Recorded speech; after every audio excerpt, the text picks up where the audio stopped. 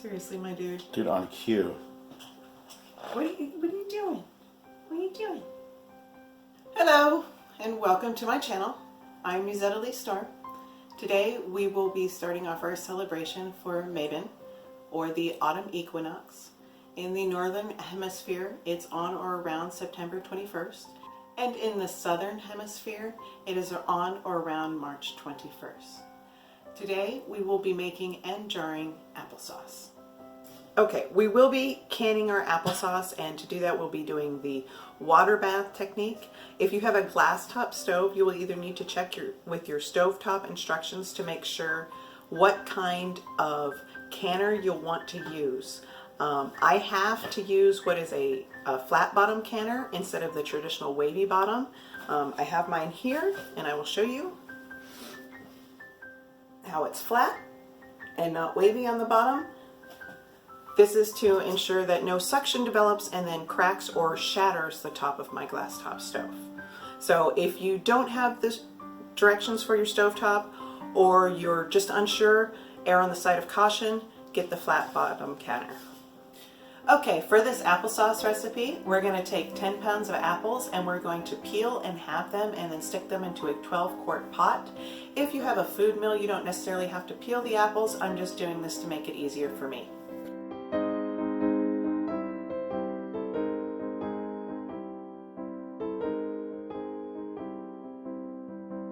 Okay, now that we have the apples halved and peeled and put into the 12-quart pot, as you can see, it gets right up to the edge here. This might be slightly smaller than 12 quarts. I can't remember, and it's not marked. So you're going to cook this on about medium heat for about 20 minutes or until the apples are soft. You're going to want to have some water in the bottom of the pot. I put in about 2.5 to 3 cups, just enough to cover the bottom and a little bit more to help keep the apples from scorching. Once these apples are nice and soft, we'll show you the next step when we get back. Okay, so here are the apples after about 25 minutes of heating. Mine had to go for about 25 minutes because there were some larger apples that took a little bit longer to soften up. So remember how I mentioned the food mill earlier? Well, now if you don't have a food mill, you're going to want to use a sieve to strain through the bits of apple you don't necessarily want in your applesauce. After we strain through, we're going to return it to the stove and heat it up with 2.5 cups of sugar to a boil. And then we're going to put it into our jars. Now, we are going to be canning this applesauce, as I mentioned earlier. You're going to want to have your jars prepped and being kept warm at this point in time, so that way we can then add the sauce to the jars after we have boiled it. And I will come back to you at that time.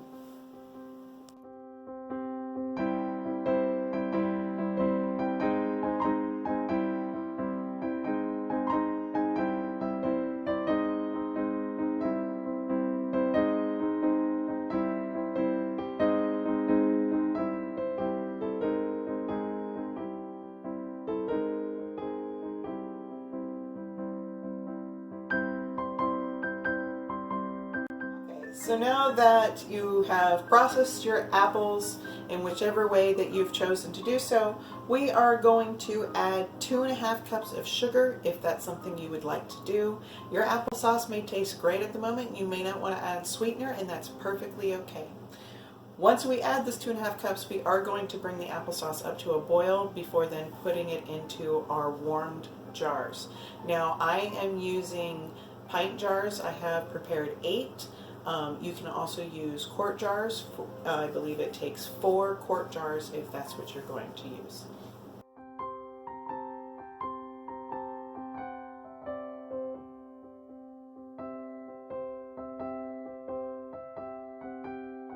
So while you're waiting for this to come to a boil, you are going to want to keep on stirring it to keep it from scorching.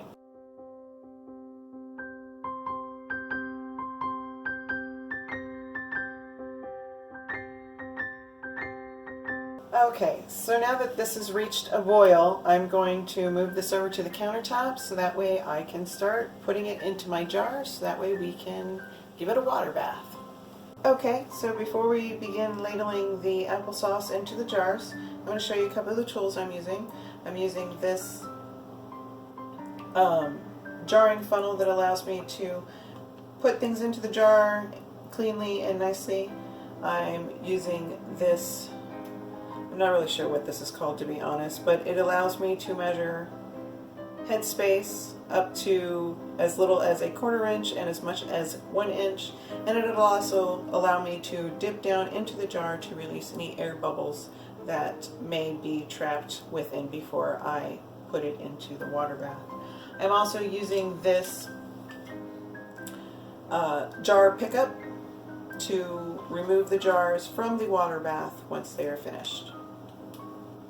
Okay, so I'm going to go ahead and get started on filling this jar up to, or I'm sorry, leaving a 1/2 inch headspace before putting on with the 2-piece seal and ring, put that on there. We're just going to hand tighten it onto the jar before we put it into the water bath.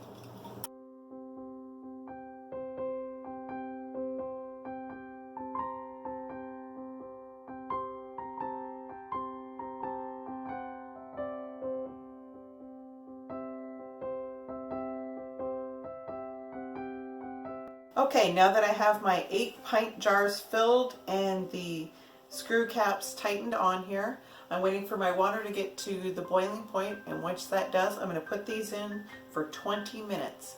Once that's done, I will pull them out and put them onto a new towel that is clean. So here are our 8 1-pint jars of applesauce.